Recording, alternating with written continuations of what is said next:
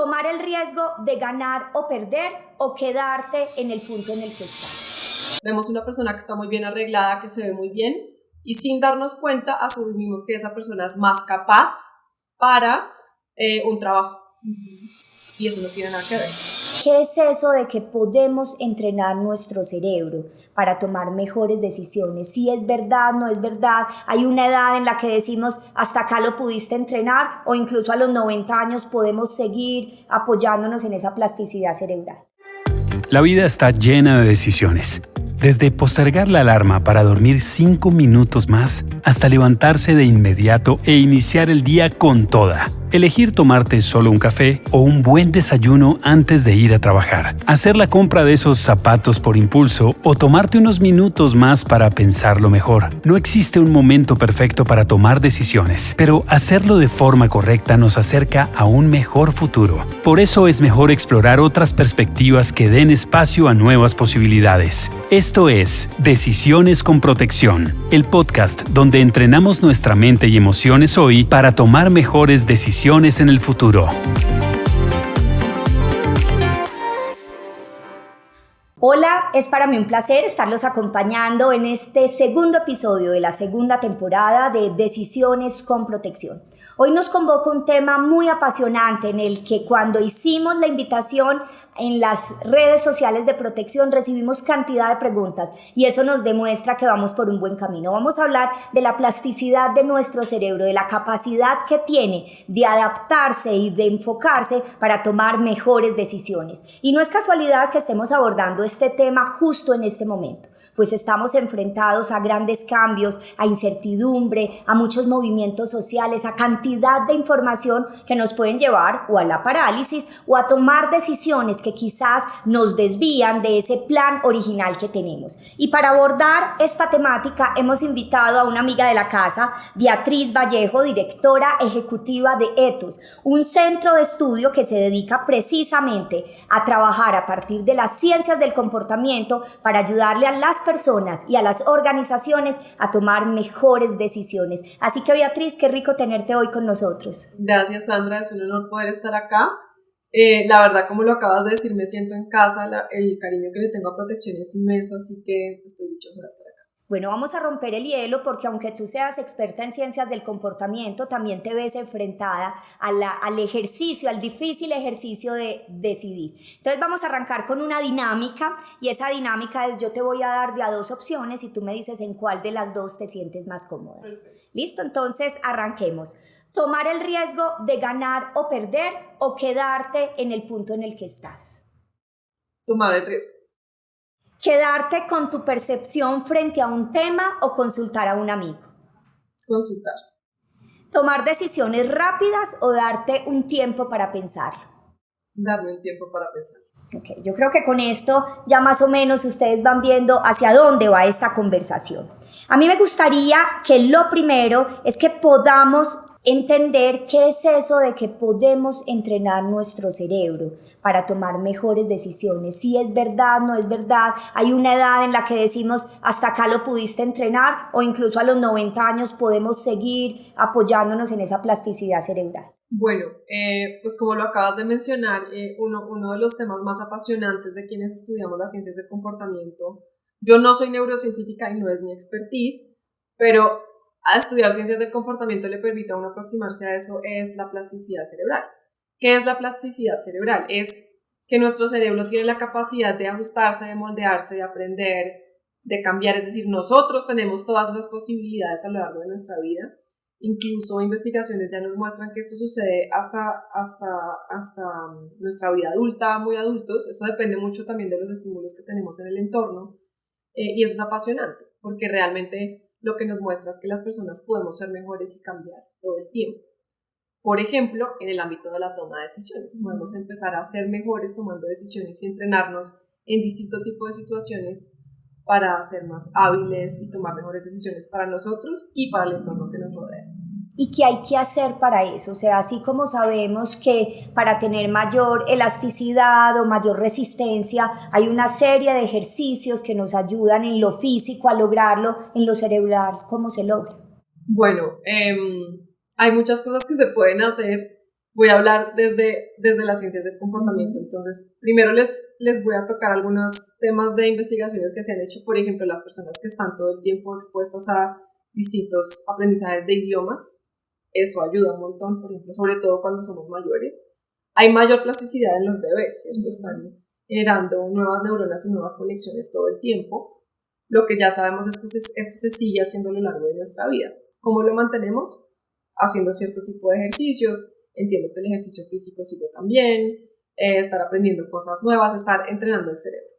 Puntualmente, desde las ciencias del comportamiento y para mejorar la toma de decisiones, lo que hemos visto es que aprender esas situaciones en donde caemos en error nos sirve para tomar mejores decisiones, es decir, conocer nuestros sesgos, conocer cómo tomamos decisiones, que podemos hablar de eso ahorita,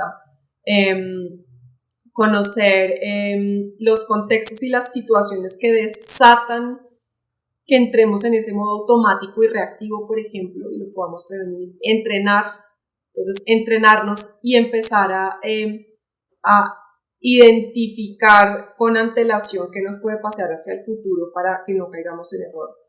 Sirve también, sirve exponernos a información que nos permita cambiar creencias, por ejemplo. Hay creencias que nos impiden tomar buenas decisiones. Un ejemplo, un estereotipo. Entonces, digamos que yo tengo un estereotipo negativo sobre tal tipo de entidad, una entidad financiera o no financiera, etcétera, pública, lo que sea, tengo un estereotipo. Eso hace que cuando yo reciba información sobre esa entidad, yo le crea menos. Entonces, si la información que me está dando esa entidad es importante, es posible que yo caiga en error a consecuencia del estereotipo que yo tenía sobre esa entidad. Eso es un ejemplo. Entonces, información que me cambie los estereotipos, me permita relacionarme de una manera más completa con el mundo que me rodea, nos funciona.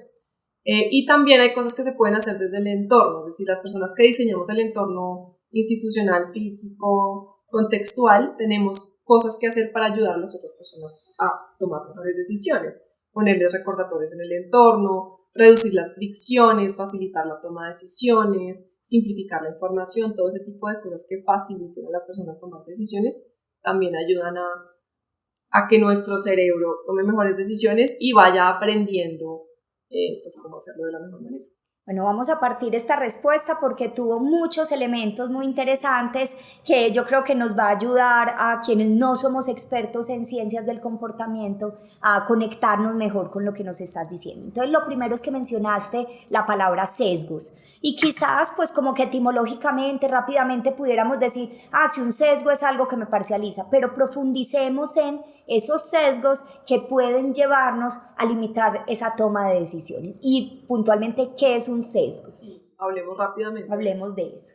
¿Qué son sesgos? Son decisiones automáticas, pensamiento automático o reglas automáticas que aplicamos cuando tomamos decisiones normalmente, ya hablamos de algún ejemplo, aplicadas en un contexto para el que no fueron diseñadas. Pongamos un ejemplo del día a día. Si ustedes manejan una bicicleta, ¿tú manejas qué moto, carro, qué? Bicicleta y carro. Listo. Entonces, digamos, la bicicleta. Entonces, aprendiste a montar bicicleta y aprendiste a automatizar un montón de procesos y toma de decisión y tú no estás pensando cada segundo qué vas a hacer en la bicicleta, si no te caes. Entonces, nuestro cerebro tiene esa maravilla y es que nos permite ser automáticos en la manera como tomamos decisiones, tú montando bicicleta. Si tú aplicas esas mismas reglas cuando te montas a una moto, te vas a caer. No sabes manejar la moto, ¿cierto? Son otras reglas. Sí. Eso es un sesgo, digamos, en el contexto. Entonces, por ejemplo, nuestro cerebro tiene unas reglas automáticas que nos permiten identificar cosas para nuestra supervivencia, por ejemplo, como una fruta. Una fruta que se ve muy bien, muy bonita, brillante, sabemos que está buena. Una fruta que se ve fea, vieja, arrugada, negra, etcétera, sabemos que no es buena. Tal vez ya no está tan nutritiva y no la podemos comer. Aplicamos esa misma regla, por ejemplo, para juzgar a las personas y la capacidad de las personas. ¿Sí? Entonces, vemos una persona que está muy bien arreglada, que se ve muy bien, y sin darnos cuenta, asumimos que esa persona es más capaz para un trabajo. Y eso no tiene nada que ver. Ahí sería un sesgo. Aplicamos esa regla automática para juzgar la capacidad de una persona y ahí sería un sesgo. Entonces eso creo que nos permite entender bien, es un sesgo. Nuestro cerebro está todo el tiempo buscando ahorrar energía, porque o si no estaría desesperado y estaría en caos con lo que nos explicabas de montar en bicicleta, entonces pensando, aunque yo ya sé montar en bicicleta, ¿será que pedaleo? ¿Será que mantengo el equilibrio? Eso ya va descontado. ¿Cómo identificar o cómo ayudarle a nuestro cerebro a identificar que no siempre puede ahorrar energía, que le toca estar más alerta y volver a aprender sobre algo y no irse en automático? Hay un tema que me parece clave añadir a eso, y es que el 99% de las decisiones del día las tomamos de manera automática. Pensamos que no, y por eso es tan importante eso que estás diciendo. Sin darnos cuenta, la gran mayoría de decisiones las tomamos sin analizar profundamente pros y contras. Por eso es tan relevante la pregunta que estás haciendo. Entonces, ¿cuáles son los contextos en donde tendemos a caer más en sesgos y nuestro cerebro está buscando atajos para tomar decisiones? Uno, cuando hay demasiada información.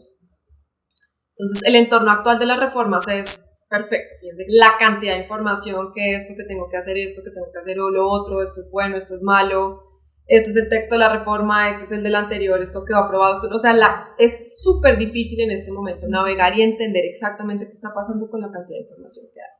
Entonces es un contexto súper propicio para que el cerebro buscar un atajo y tomar una decisión. Dos, cuando debemos actuar muy rápido.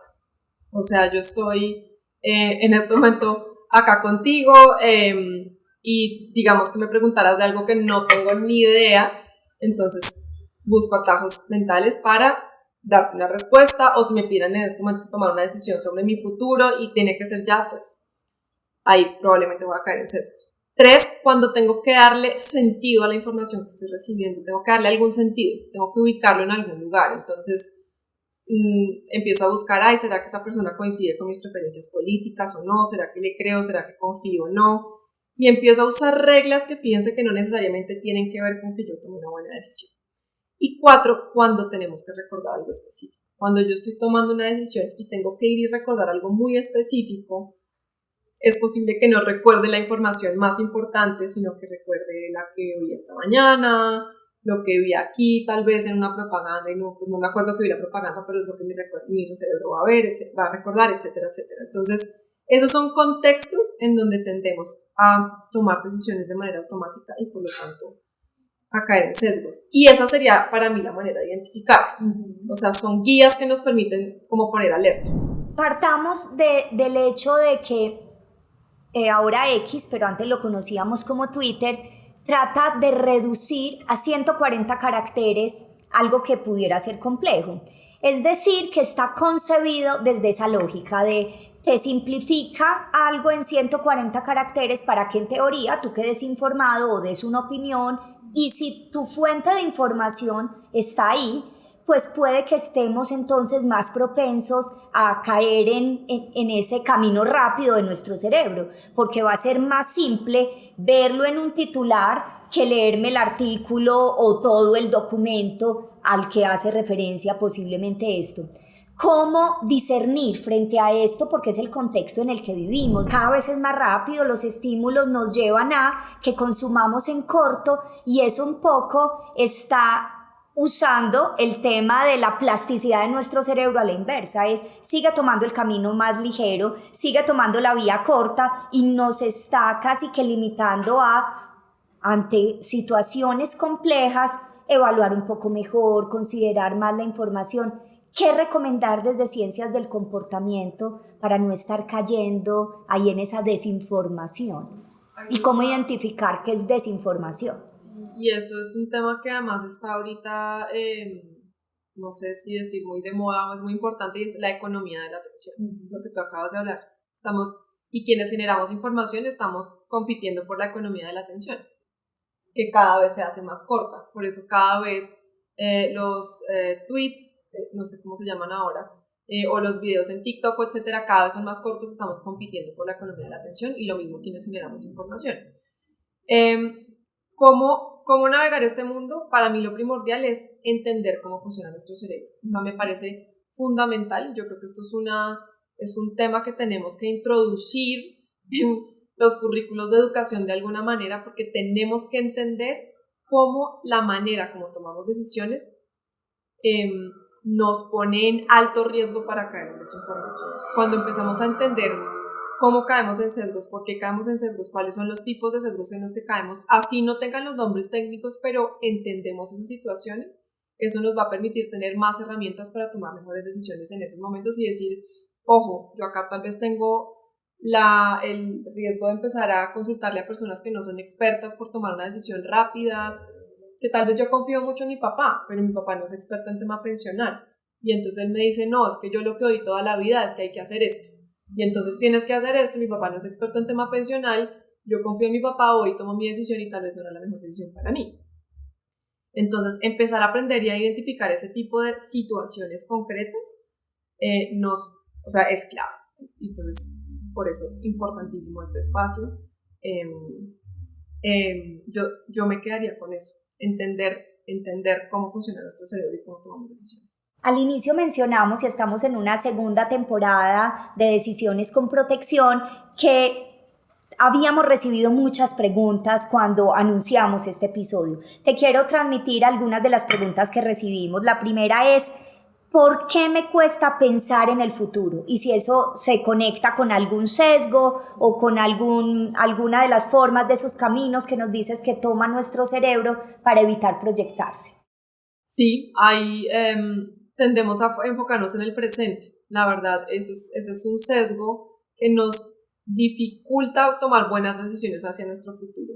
Somos muy optimistas hacia el futuro, o sea, como que el cerebro es muy bueno entendiendo qué tiene que hacer ahorita, pero piensen en algo que no tiene nada que ver con ahorro, por ejemplo, sino con planeación. No sé si les ha pasado, no sé si te ha pasado, cuando estás planeando tu agenda o lo que vas a hacer a futuro, a largo plazo, la próxima semana o en un mes, como que de repente te parece que vas a poder hacerlo todo en una semana.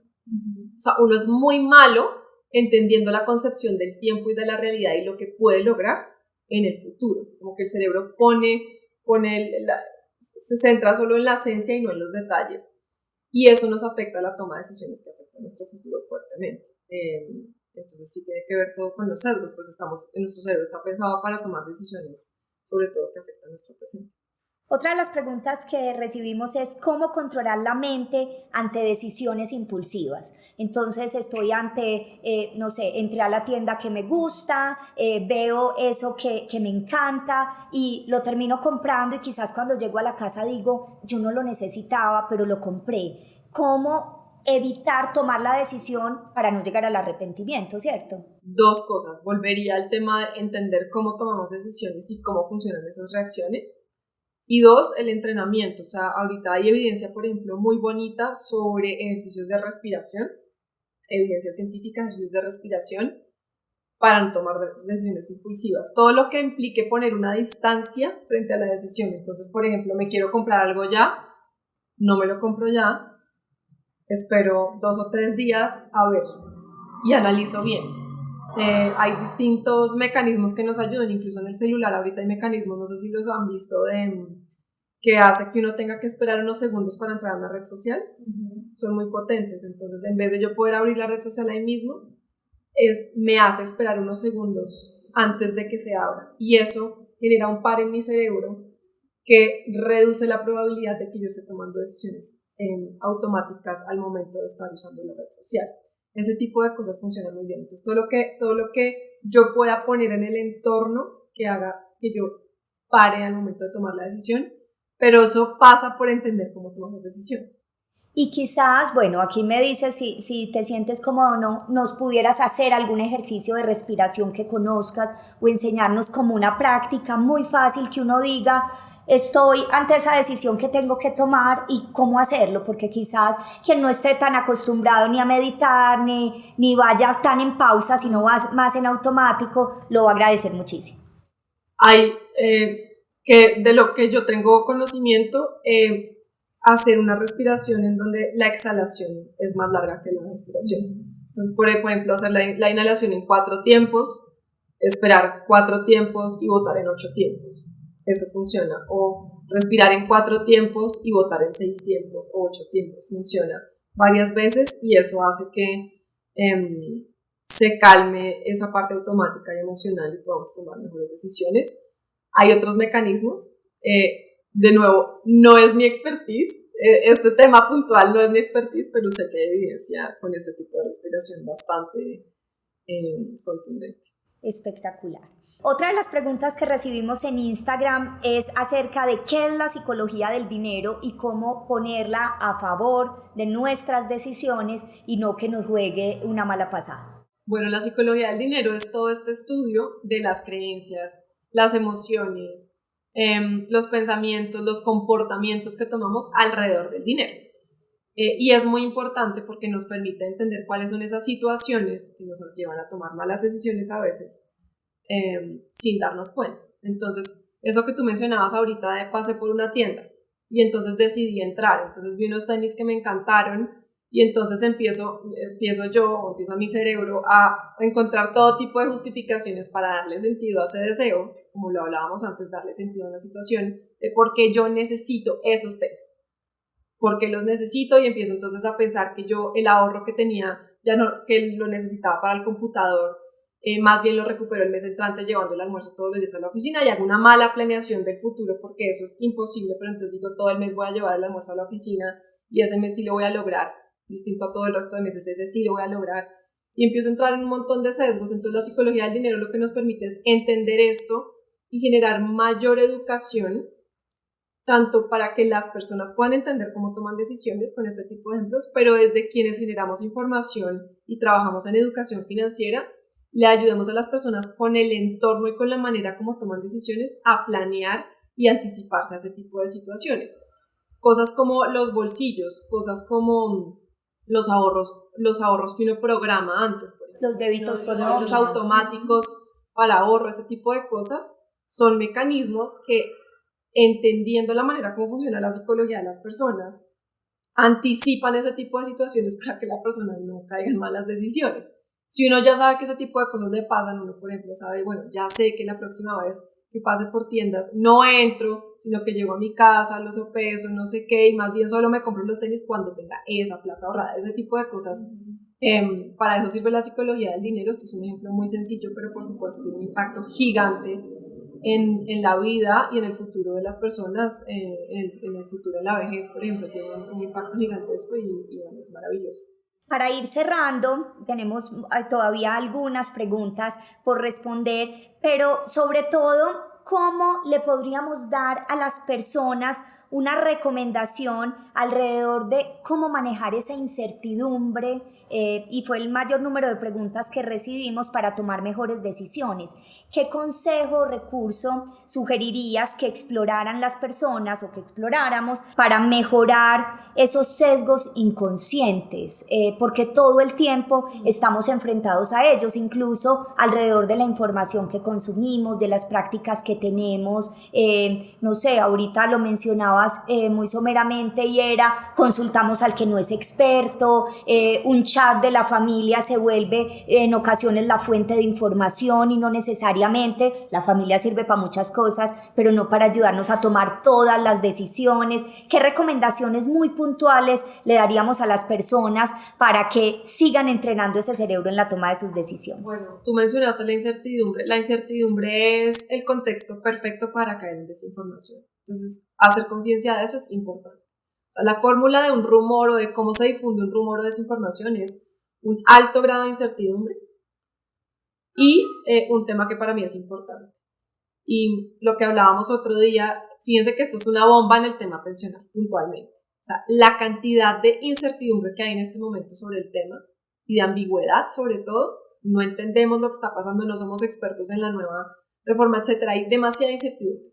Más lo importante que es el futuro, mi dinero, mis ahorros, por lo que llevo trabajando tantos años. Esto es una bomba, es decir, un contexto perfecto para caer en desinformación y tomar malas decisiones. Entonces, ser conscientes de eso, número 1.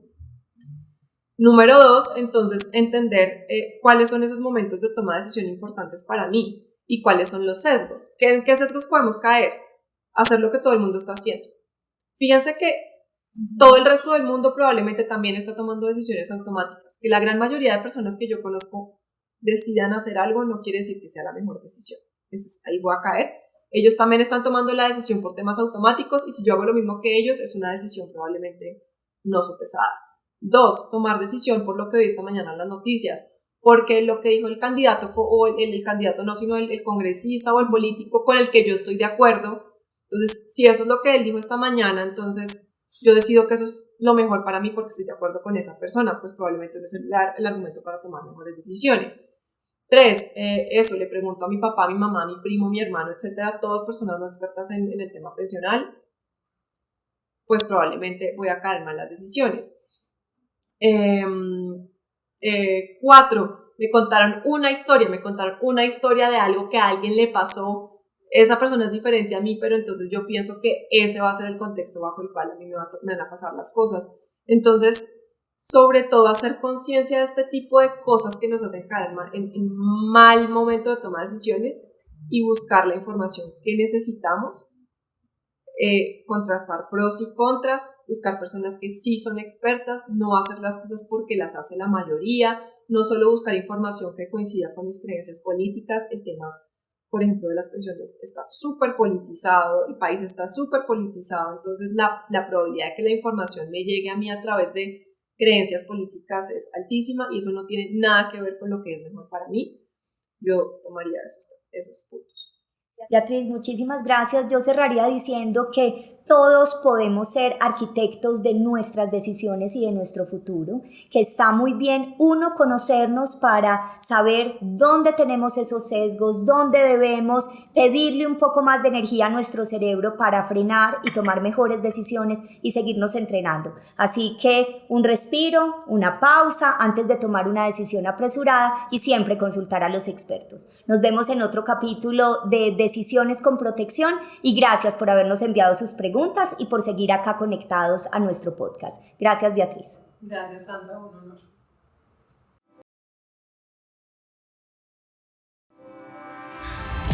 El contenido de nuestros podcasts no constituye una recomendación profesional para tus decisiones en la construcción de bienestar financiero. Las opiniones de los invitados no comprometen o reflejan la posición de Protección S.A. frente a los temas tratados en cada episodio. Es importante que cada decisión que tomes parta de una asesoría personalizada por cualquiera de nuestros canales.